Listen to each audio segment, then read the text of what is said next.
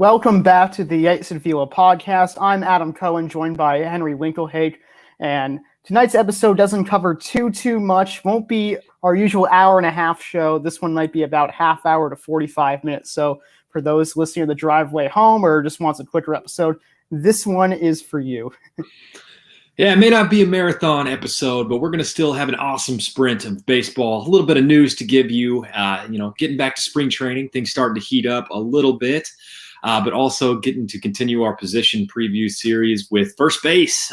Pretty exciting position to talk about. So I'm looking forward to that. And being a first baseman by trade back in the day, it is always exciting for me to get to talk about the old stomping grounds. Henry, are you a lefty? I am. So that always helps. And then I guess that kind of limited other positions where I could play. I guess I kind of got stuck at first base. Gotcha. Actually, one time when I was playing in Little League, there was a lefty catcher on my team. You never see that, but he can handle himself. He was able to just throw out everybody. So, yes, lefties can't be catchers if they want to. I love to see that. Later in life, I actually became a pitcher, but my dad would catch bullpens for me every now and then, and he's also left-handed. So somehow he tracked down a left-handed catcher's mitt to be able to do that. I'm sure your friend in Little League must have had one of those too, but they're pretty hard to come by. Yeah, I know what you mean. I used to have this baseball coach, and he was a lefty too, so I used to pitch as well, and he would get me with the lefty glove as well. He found like this really nice one too. So I guess they might be rare, but they probably know how to make them really cool too. Yeah, a little bit of customization, and here goes out to all the lefty catchers out there. We appreciate you guys. We believe in you guys too. So let's dive right into it. So one of the biggest news of this week was that the Mariners CEO, Kevin Mather, resigned. And I'd never heard of this guy because usually you don't really hear about CEOs or presidents, but he resigned because he made insensitive comments about several players in his organization, including Julio Rodriguez, who is a Dominican up-and-coming prospect, and Hisashi Iwakuma, who is a Japanese pitcher that was solid for the Mariners for a couple of years and now works for the team. He basically said they don't speak good English and he's tired of paying their translators, which is really bizarre to think about because so many teams have translators for their foreign-born players, and baseball is such a multicultural sport and has a lot of Latin ball players as well. So this was some very terrible news to hear, and obviously wish all the best to the Mariners players who were affected by this. Not a good look at all from Mather there, and just very insensitive comments. No place for that, and especially like you said too, Adam, the way the game is trending, and to where international talent pool is so important to the game and today's MLB, that just you have some respect for those guys and everything that they mean, not only for your franchise but to the game as a whole. So that was just disheartening to hear that. And then not only the cultural insensitivity there, he goes on to basically admit that they're manipulating Jarred Kelenic's service time, saying he didn't sign an extension, so they're going to keep him down in the minors as some form of punishment.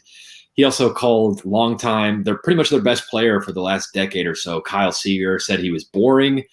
And then I think there was something else too.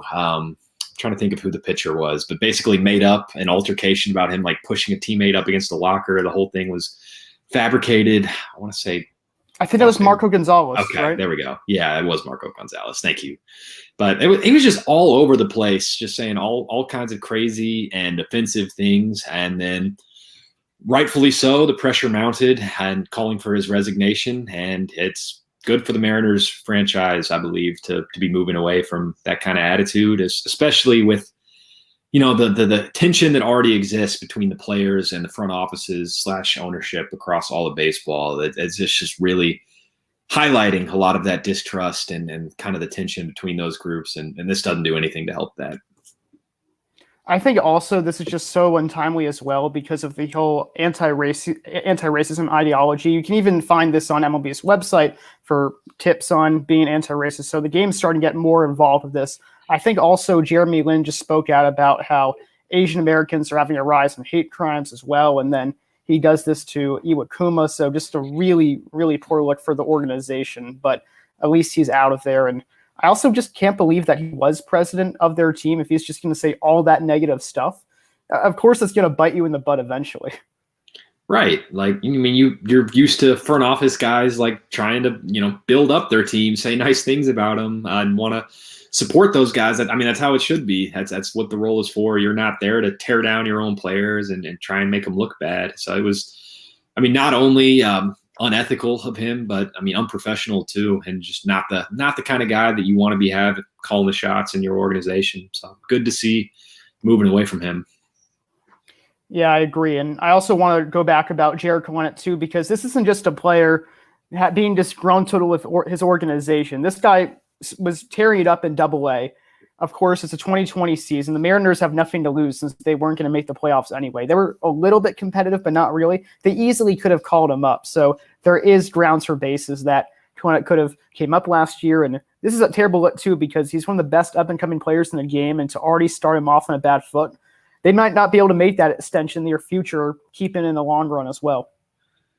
And it's interesting. I heard in the past couple of days, I think Fernando Tatis had a quote coming out where he said that because his service time wasn't manipulated, that he was given the reins right away, that helped build up trust and then ultimately was the reason why he was willing to go out and sign that long-term extension that we saw. So it's just, it is a larger issue across the game. Everybody is manipulating service time in some way, or almost everybody. I guess Tatis would be an exception to that. But you still don't go out and blatantly say it that, yeah, we're keeping him down in the minors on purpose, like admitting to playing that game. Even if that is the way that the rules are, and that'll be something that changes in the next CBA, you can't just flat out say it like that and to say that you're doing it as some kind of punishment. No team's ever that blunt about it. I'm sure you know this case very well, Henry, but with Kris Bryant, the Cubs manipulated his service time, but they never said, he wants to sign this big extension or wants to bet himself, so we're just going to keep him down in the minors for an extra year. No one says that. Even if it's true, you don't speak it into existence as well. Yeah, you got to play the game and be like, he needs just a little more, couple more at-bats in the minor league level. He's not quite there yet. I think Kris Bryant needs about 10 or so games in Triple-A before he's ready to be a big league ball player. And we all know that, that there's that's not true, that he would have been ready to go from the jump. But like I said, you can't just flat out say it. Yes, we're manipulating his service time. That's just dumb. And you got to wonder also if the service time will come with the net CBA agreement, which, as we've mentioned before in our show, will be ending in 2021. Because players, of course, want more power and want to be able to get paid as they think, and especially like young players like Tatis who don't get to make as much money early on because they're young and they're under team control. So that could come up, and I wonder also if we'll see more extensions like him, more teams just trying to work with them rather than try to manipulate them, because, of course, that will leave a sour taste in their mouths. I think that'd be great for the game if we can kind of just start to mend that relationship between players in the front offices and ownership, if try and get a little bit better working relations and just, be upright and be honest with your guys about what they're worth and give them their props and let them perform at the major league level. Because, that really is a silly rule that I think most of the time it works out to where guys are just spending the first couple weeks of the season, and for clubs doing that, you get a whole extra year of service time. It's kind of a no-brainer as it is right now from the franchise perspective, why you wouldn't just go ahead and do that. But I think something needs to happen with that rule, and at the very least, it's going to be discussed in those CBA negotiations. And even before they accrue major league service time, the players and the owners are always at it with each other, because in these arbitration cases, the player, hypes himself up. They bring their agents. They say, this is why I deserve this contract. The team says, no, you're not good enough. This is why we're going to lower you down. So these arbitration hearings are never fun. It probably causes a lot of distrust between the players and the team, and know how invaluable they are, how they're just never piece in the franchise. So the system's a little bit corrupt. It's not a great relationship, and the relationship already between players and owners has never been great in Major League Baseball. It absolutely is a corrupt system, and it leads to those bad relationships and potentially labor stoppages, which is nothing that any baseball fan wants to see following the 2021 season.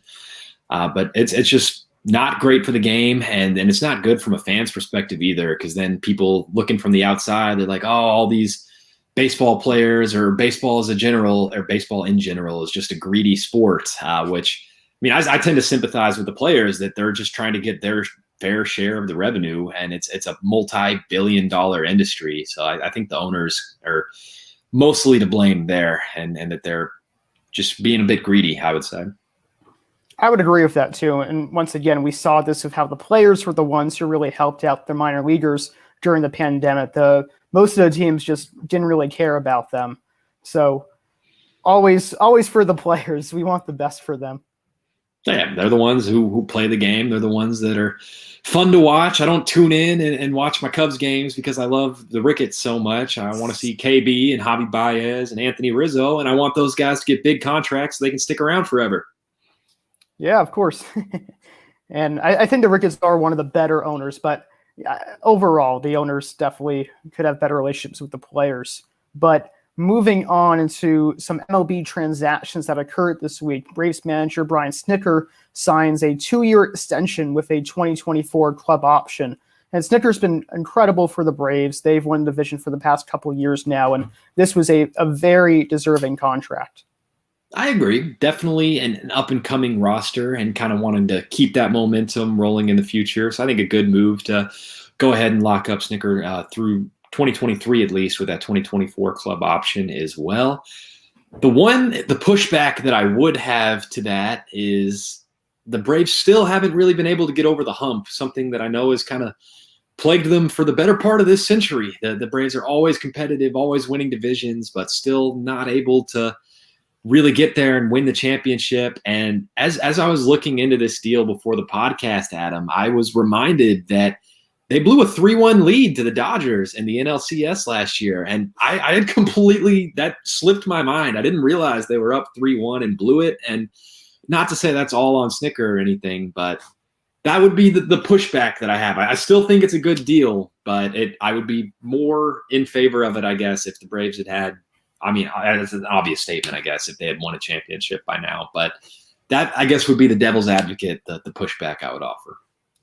There's just something about Atlanta and blowing 3-1 leads. We saw that with the Falcons and the Patriots a couple years back.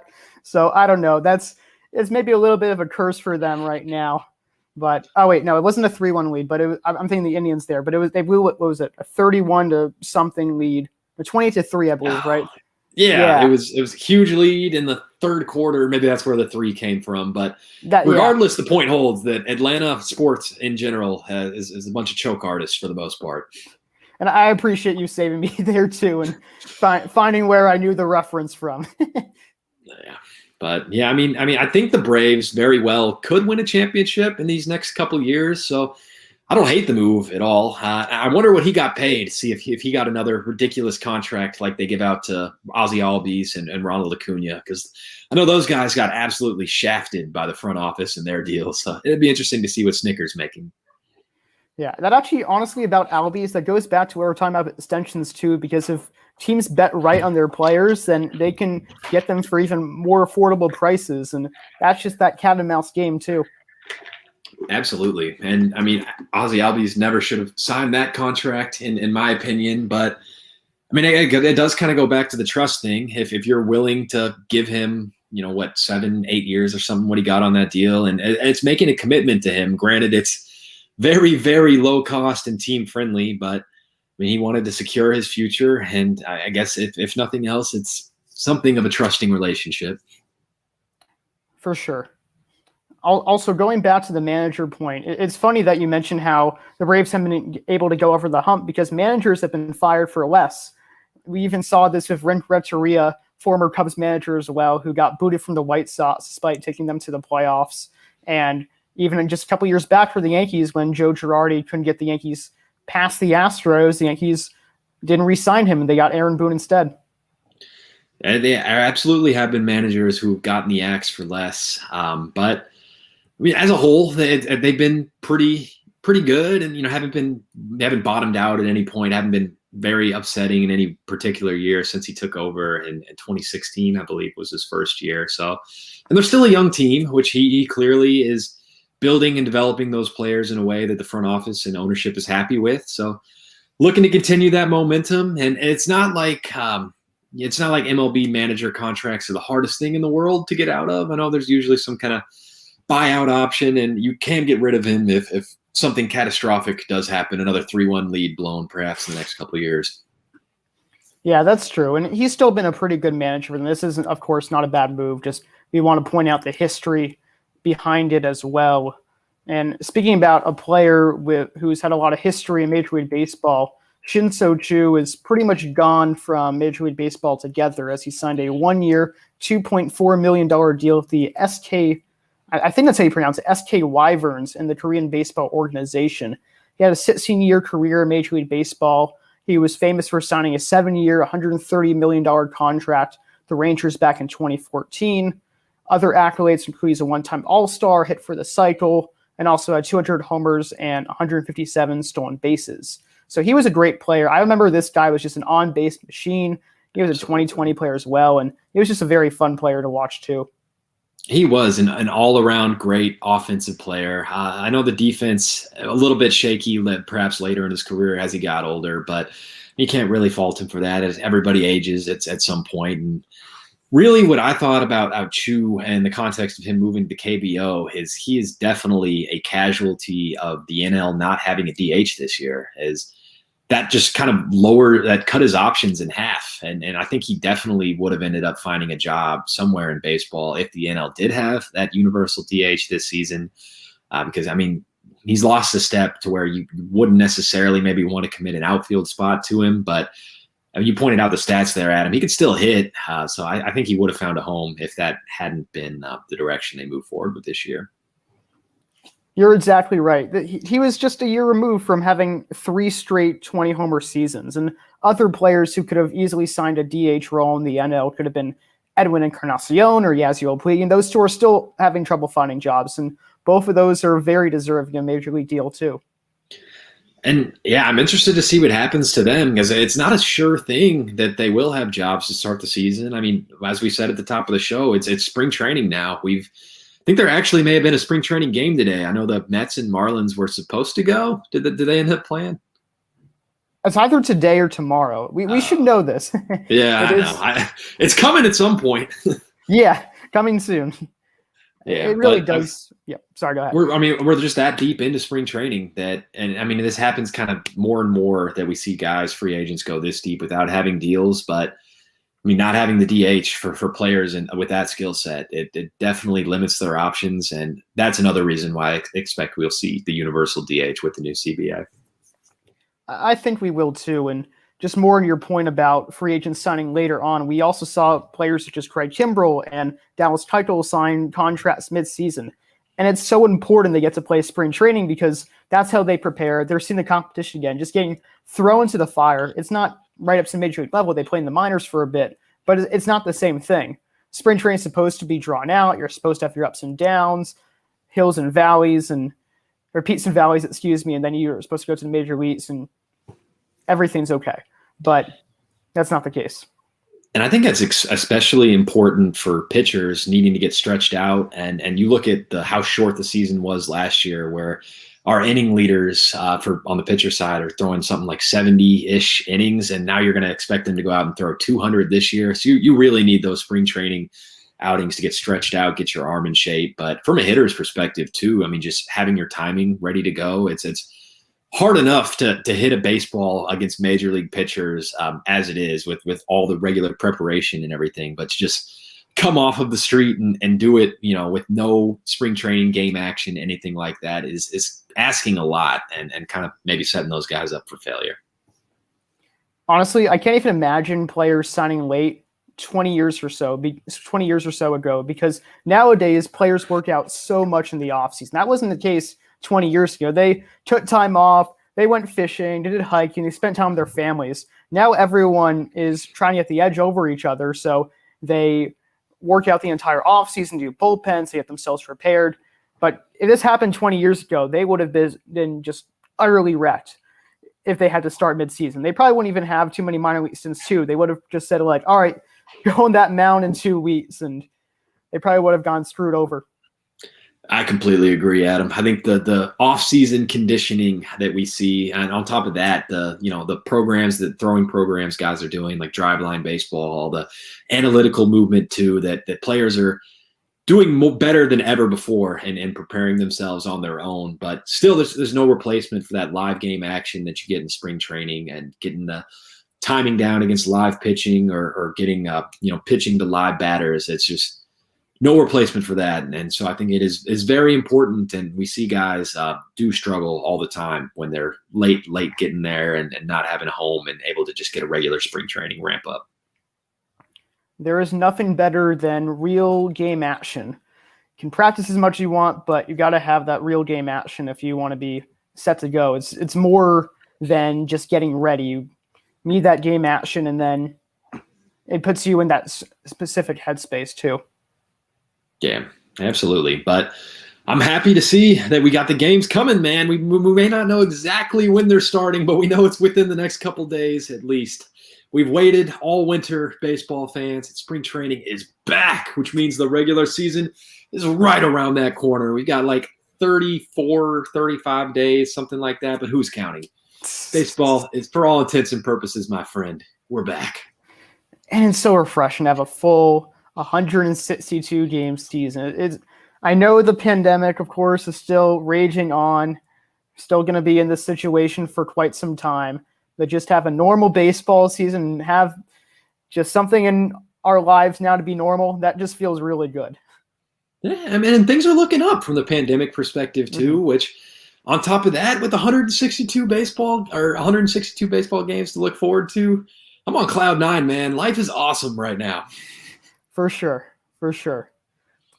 Another player besides Chu that is no longer Major League Baseball, that also includes Kelvin Herrera. He just retired, and he had a 3.21 ERA and 513.2 innings pitched with the Royals, the Nationals, and the White Sox.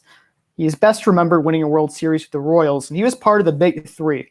And I honestly think that 2015 Royals team, they pretty much changed the game of relievers because they had Greg Holland, Kelvin Herrera, and Wade Davis. And then every team after that was trying to get a Big Three because they saw the Royals didn't have the best rotation, they had a great bullpen, and they still won it all.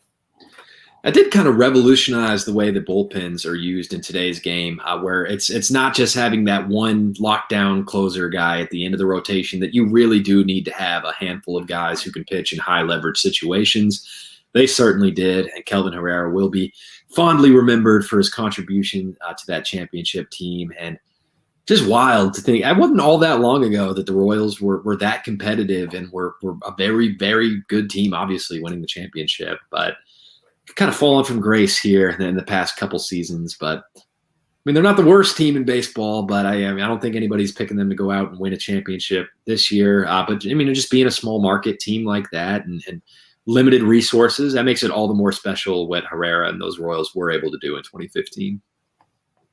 They had a lot of homegrown talent as well, that core of Eric Hosmer, Mike Moustakas, and even Salvador Perez, who's still on the team. I know, speaking of team-friendly deals, they signed him to one, and he was a big part of their core as well, and he still is. So very fun team to watch. And even this year, they added a couple pieces. Some people even say they're a very dark horse team and a loaded AL Central. I don't think they're going to make the playoffs, but they might win more games than people would expect. Maybe they can beat up on the Tigers and try and climb the way up there. I know Cleveland may struggle a little bit too. I still like them a little bit better than Kansas City on paper, but they are improved. You added Carlos Santana, Andrew Benintendi, so I think that offense will be better.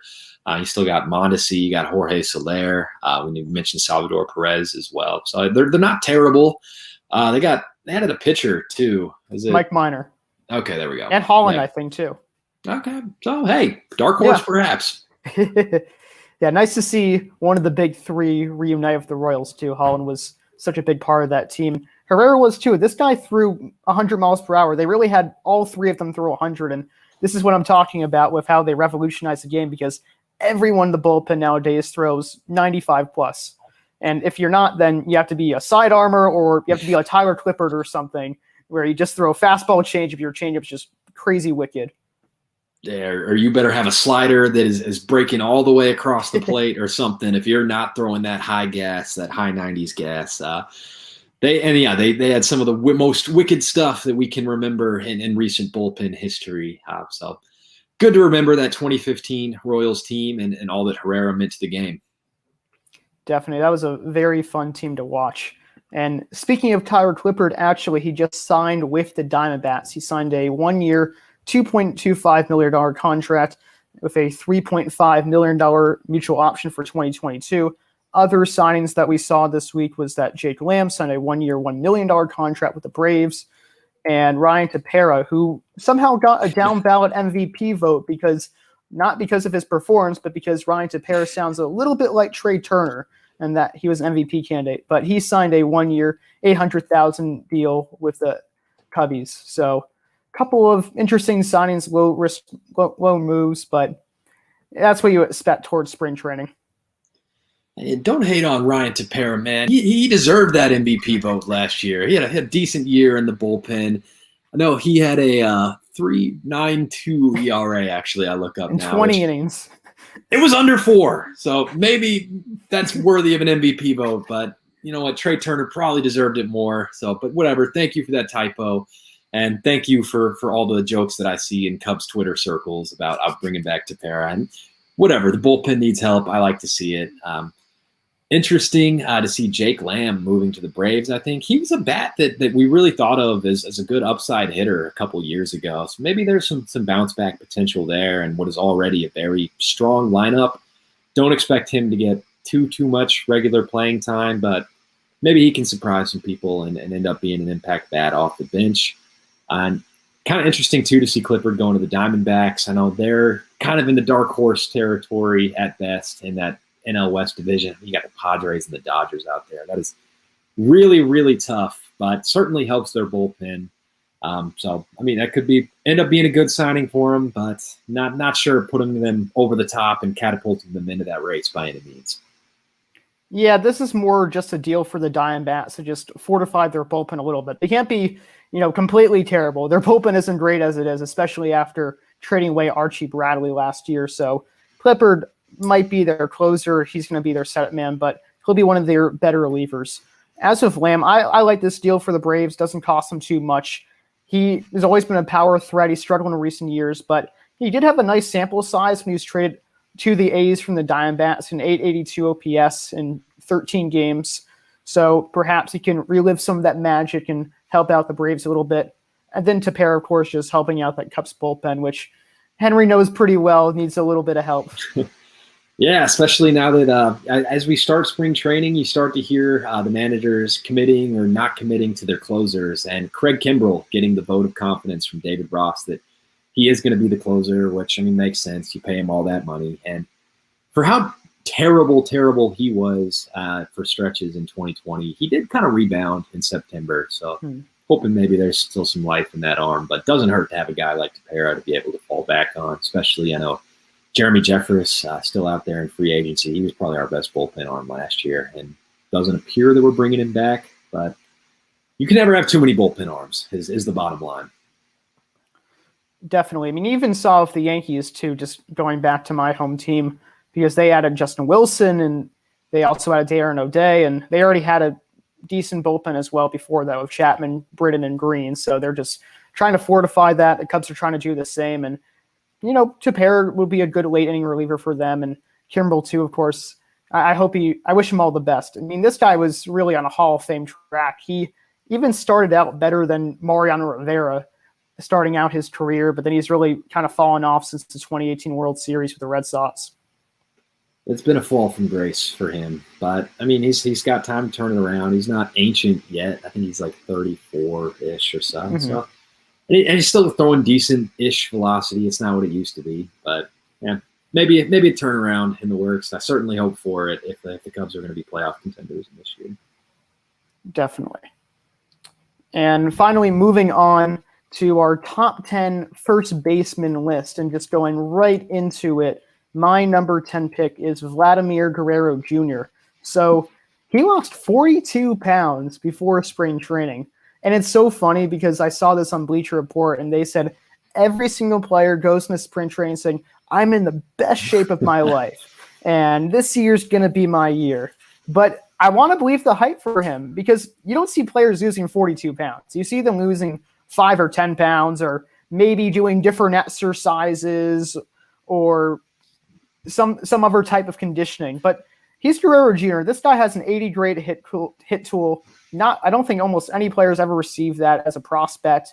Hit the ball even harder last year, and I think the transition to first base too will help out his fielding. He should be a lock for 30 home runs too. I like the pick, and I like the calling out the best shape of my life, because it is definitely that season as players return to spring training. We hear that time and time again, but losing 40-plus pounds, there's probably some truth to that he actually is in the best shape of his life.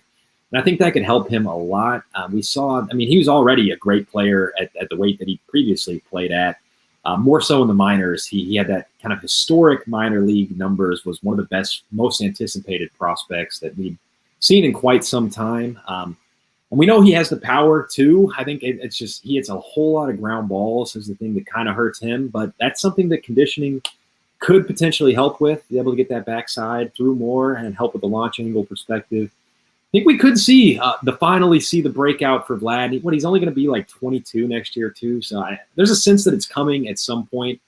I have no problem with he's definitely, I think, in the top 10 at this position. I actually have him a couple spots higher, but I like the pick a lot, and I think he's obviously got all the talent in the world. It's just a matter of time.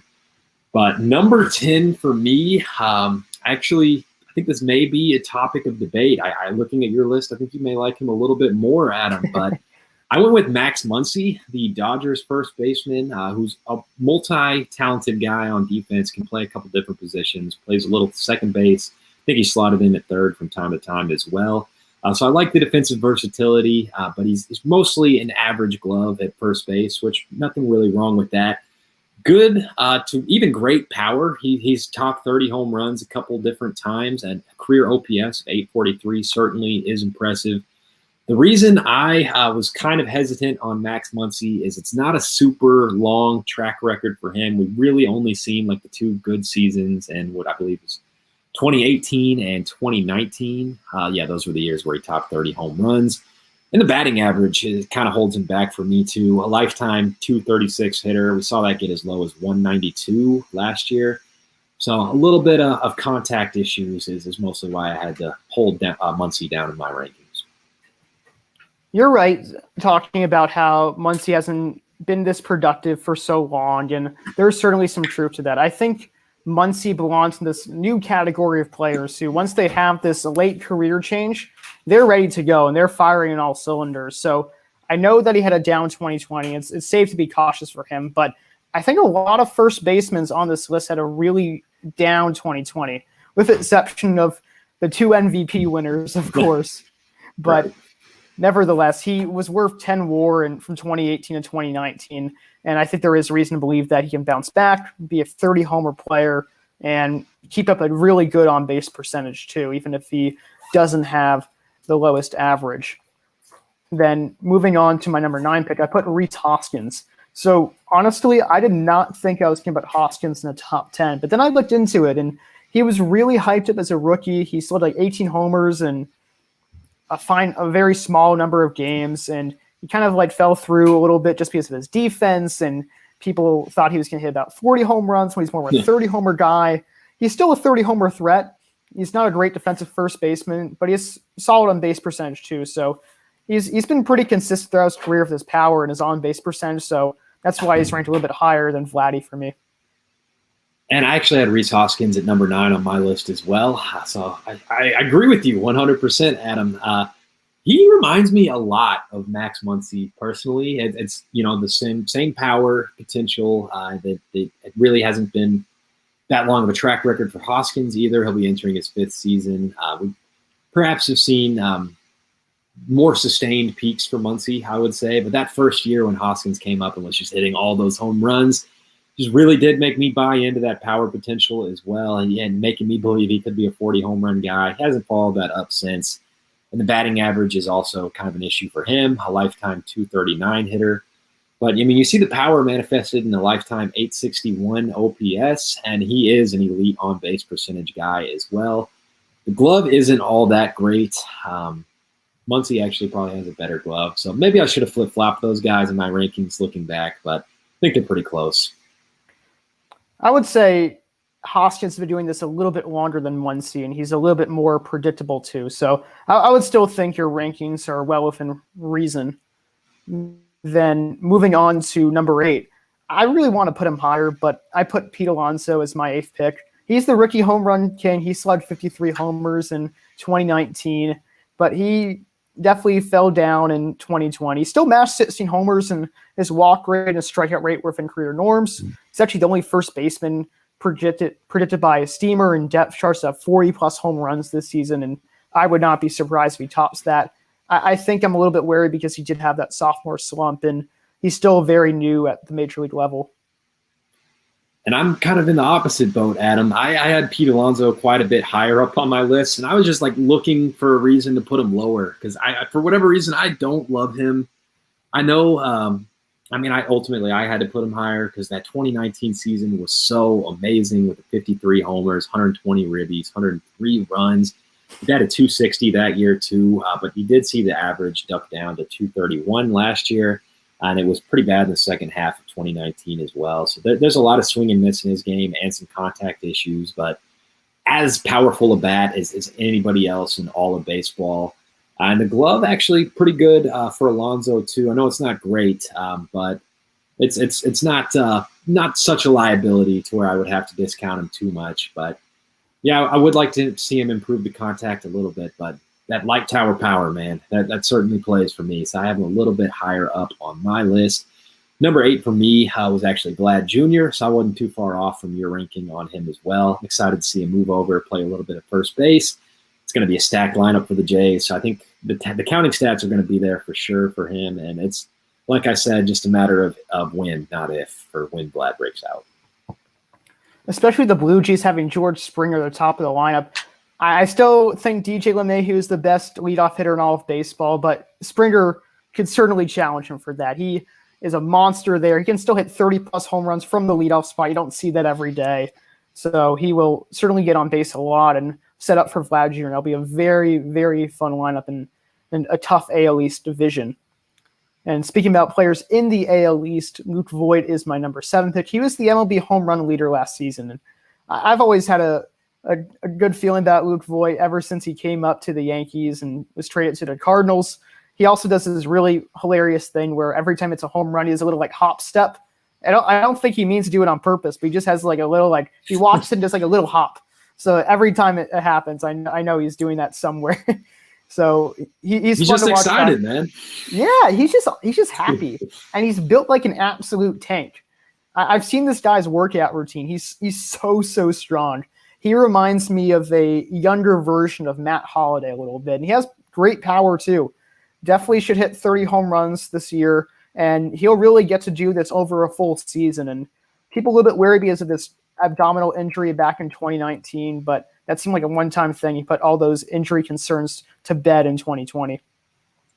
He did. He had a remarkable 2020 season, as you said, leading the majors in home runs with 22. And that's the power that's always been evident for Luke Voight with an 891 OPS. Spoiler alert, I actually have him as number 7 on my list as well. So it's great to see our baseball minds agreeing tonight, at least a couple times already, Adam. But yeah, Luke Voight definitely strikes me as a guy who's in position to move up higher on this list. I just need to see him do it a little more consistently, which, I mean, he hasn't been an everyday player but like a little less than 2 years now. So I think it will click for him, and he's only going to be 30 next year, perhaps a little bit of a late bloomer, but hey, when the Yankees have Greg Bird ahead of you on the depth chart, I guess that's what happens. But awesome bat in that ballpark, absolutely. And he's not a batting average liability by any means either. 274 batting average is his career line there. 363 on base percentage. So he does all of it at the plate.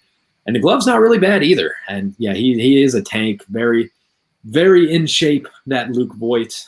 Great power build there for him to be able to mash some home runs. So exciting player to watch. Feel great about him at number 7 and maybe top 5 next year. Mm-hmm. I agree with you. He does take advantage of the Yankee Stadium right field porch. has his fair number of Oppo tacos, as they like to say. But I do think he's a bit of a liability at the glove. Oftentimes, the Yankees actually late in the game, if they're ahead, they'll move LeMahieu to first base and put in Tyler Wade as a defensive replacement. So he would be more of a DH if they had another first baseman that was better. And I think even when they have Mike Ford in the games, Mike Ford usually plays first base and Voight's a DH. So he is a bit of a liability there. And my next pick is also a bit of a liability at the glove too. That's Jose Abreu. He's never been a great defender, might be the worst defensive first baseman on this list, but he has to be this high because he played out of his mind last year. He won the AL MVP. He's always had like this great pop and bats around 300, but he really helped himself out with the on-base percentage, and the slugging was just insane. It was over 600, which you really don't see every day. I think the thing that's wrong with Abreu is that usually his on-base percentage is pretty low, and he had a really high batted ball in play this year as well. So I want to see him do this over a full season, but of course I wish this guy all the best. He's been very consistent power-wise throughout his career, and he's kind of your prototypical first baseman. Very well said all around there on Abreu. I had him a couple spots higher, but not much. And I mostly agree with the assessment there. It was 2020 seemed like a little bit of an outlier for him, which is bound to happen in a 60-game season, but really everything went right for him there. And yeah, the slugging percentage catapulting off the charts, but always has been a pretty low OBP guy, kind of a free swinger there. And the defense is bad as well, but he's been remarkably consistent at the plate when it comes to batting average, home runs, and RBI. He's usually been like a shoe-in for 30 home runs and gets 100-plus RBI almost every single year. So I mean, the bat is legit for sure, and I like Jose Abreu a lot. Like I said, I got him a couple spots higher up on this list. But number 6 for me was a guy who, kind of similar to Abreu, had very, very strong track record. I've been doing it for years and years.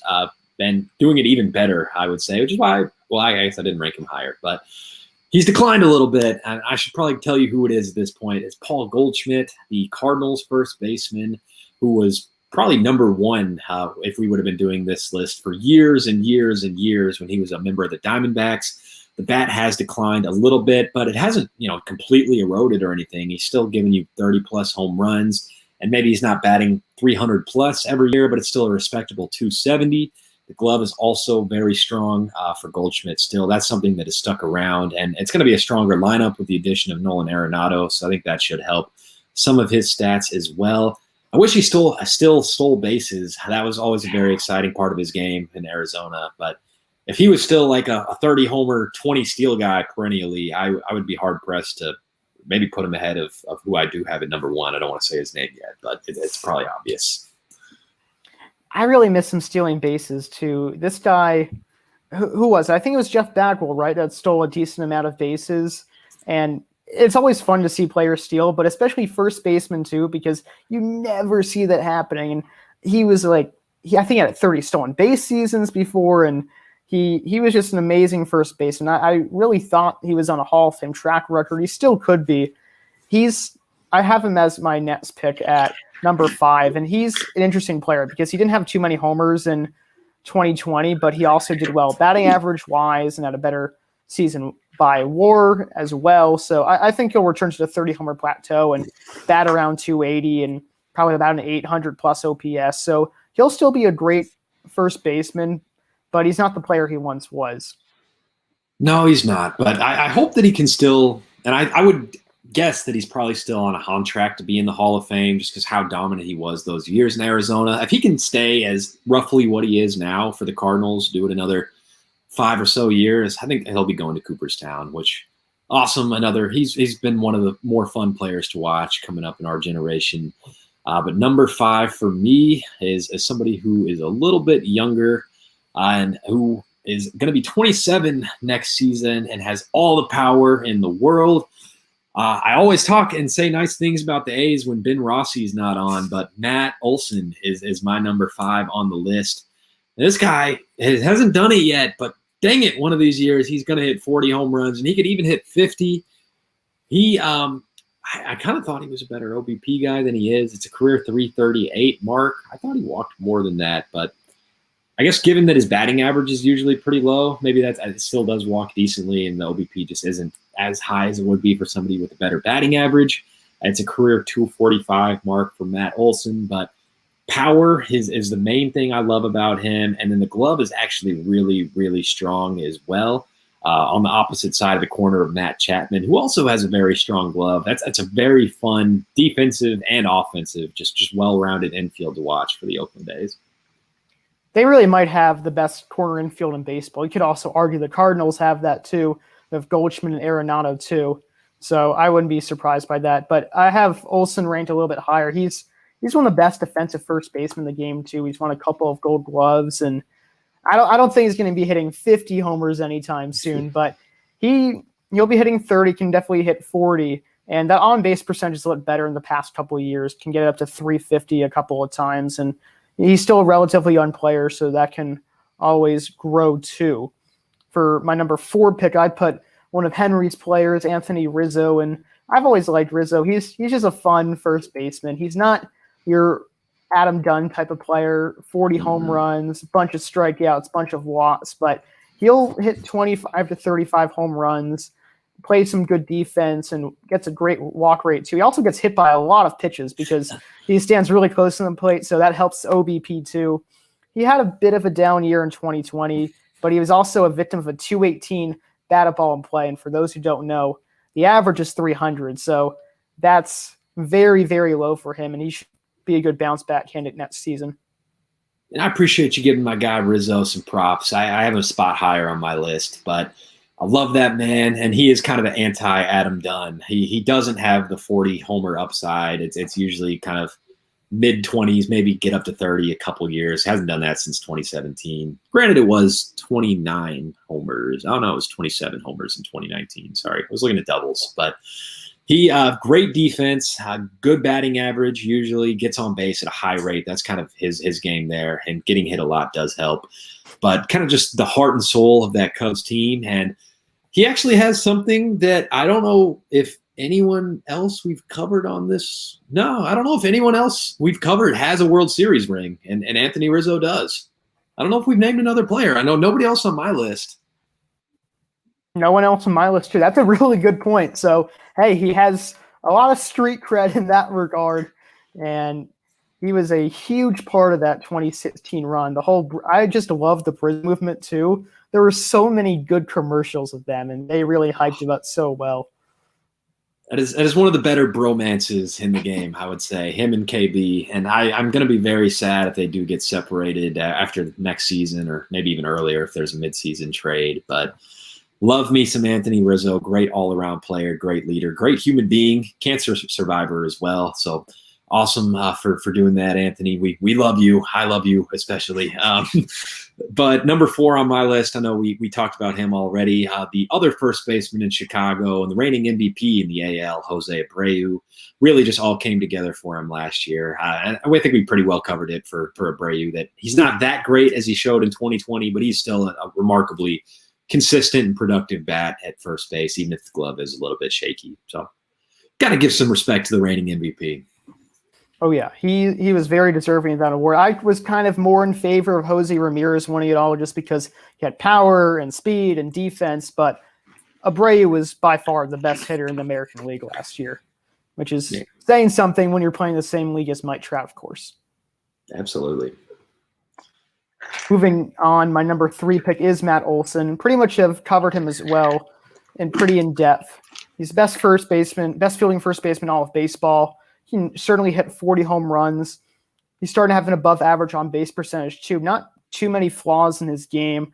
I would say he doesn't get on base as high as other players, and he hits for a low average, and that's probably why he's not higher. There's a couple picks for me that are just a little bit better than him. I think that's fair. I don't have a problem with the spot there at all. I think I was just 2 spots lower on Matt Olsen, so in that same ballpark. But I know my number 2, a guy I mentioned that we did disagree with pretty heavily in our list, Adam. We're not so far off with our takes, but I do have Pete Alonso at number 2, even though I don't love him all that much. I'm conscious of his flaws, but I think the reason I had to roll with him at number 2 is just looking at that ceiling that he showed in 2019. I'm not sure there's another player on this list or another player in baseball that has that kind of upside anymore. I mean, Paul Goldschmidt certainly used to. The guy we're going to mention next at number 1 is close to that, but not from a 53 home run perspective. Granted that the batting average is a lot better for the guy yet to be named, but just the heights that we've seen Pete Alonso reach and that he's only going to be 26, I think that certainly a case for him to be made as a top 3 player in the position. And he does need to get the batting average a little bit better, cut down on the Ks a little bit. But if he can do that and maintain that power, we're talking a historically great player. I really don't think Pete Alonso is a career 231 hitter like he was in 2020. That average should be raised up. It should be at least 250 or so, and he's going to walk a lot. So his on-base percentage being around 350, and I think he does have the most potential in this list. I would not be surprised if he's number 2 on the list next year, maybe even number 1, although it's hard to beat the guy at number 1 right now. I'm going to go to my number 2 pick really quickly before we both announce our number 1 pick. It is the same for both of us. Spoiler alert. But Matt Muncy is my number 2 pick. He had a terribly low 203 batted ball in play last season. I know I've been being that stat with a dead horse right there to say, but it's true. If players who have low batted ball in play tend to positively regress or positively increase in that season. We've seen that with Jerry Sanchez in the past. We've seen that with other players too. And Muncy hits the ball very hard, so he should be back in tip-top form. And I think he's similar to a lot of first basemen this, but I saw just by WAR he was really heads and shoulders above so much of the competition, and that's why I had it at number 2. Then going to number 1, can safely say for both of us it is Freddie Freeman, the NL MVP, possibly the best player in all of baseball last season, maybe competing with Abreu and Mookie Betts and a couple others, but he's just a fun guy to watch, especially him and his son too. He's like teaching his son how to hit right now. I think he also just had his 3rd child as well recently, so congratulations to him on that. But overall, he does everything right. He has 30-plus homer power. He has great on-base percentage. He hits the ball to all fields. I guess his defense really isn't that great, never been the best defender. His offense is so good, though, that he needs to be number 1 on our list. And it's still an above-average glove. It's not, a liability by any means. At least looking at Baseball Reference, I know sometimes the Fangraphs numbers don't always agree, but it's at least decent enough glove. And then the offense is so dominant for young Fredward Freeman that have to give him the number 1 nod, the reigning MVP there as well. It's just so consistent year after year with what he does at the plate. I mean, it's always right around a 300 average. The on-base percentage is always great. And the power was always consistently good until the last couple of years. It's really upticked, and now it's been like in the 30s and showing the potential for even more power than he'd showed earlier on. I know he hit 38 of them in 2019. He hit 13 last year in the shortened season, so that would have been a 30-plus pace as well. It's really all the offensive upside and a great lineup too, with some of the guys we mentioned earlier in the show, Ozzy Albies, Ronald Acuna. They got the manager sticking around for another couple years as well, so that'll help too. Just love Freddie Freeman, love his game, very well-rounded and an awesome person too, it seems. I've seen the videos of him teaching his son how to hit too. Those are very entertaining to see, and just seems like an all-around likable guy, great player, very very awesome, and feel great about putting him at number 1. I know a lot of Braves fans rightly believe that Acuna is the face of the team, but Freeman's been the face of the team for longer, and he doesn't bring as much maybe energy that Acuna does, but he's this quiet leader who pretty much does everything right. He's a ball player. That's the best compliment you can give someone like that. I didn't mention that he wasn't the best defender. On Fangraphs, they just have him as a really poor defender. I know it's very different from Baseball Reference, so he probably evens out to being about an average defender, and he's just a likable guy too. So that certainly adds to his charisma of being the number 1 player in both our lists. It is interesting kind of comparing with him with Acuna that those 2 guys individually would be the faces of any franchise, and to have both of those dudes on one team, and then Ozzy Albies could be the faces of some other franchises as well. Maybe a lesser franchise like the Orioles or Royals or Tigers or something, but he's still a good player. But the Braves do have something special there, and I mean the Mets do too. That's going to be a fun division to watch, and I would probably ultimately agree with you, Adam, though, that I think just what Freddie Freeman's been doing for the better part of a decade too, that he probably is the core of that Braves lineup. He really is, and I wouldn't be surprised if the Braves have 2 40-homer hitters next year in Acuna and Freeman. Freeman hasn't hit the threshold yet, but in 2019 he had 38 home runs and showed net some power display last year too. So perhaps he can finally go over the hump. And on that note, that is all the time we have for you guys today. Thank you for tuning in to the Yates and Field podcast. And thank you, Henry, for being on. Thank you to everyone who listened. And until next time, this is the Yates and Field podcast.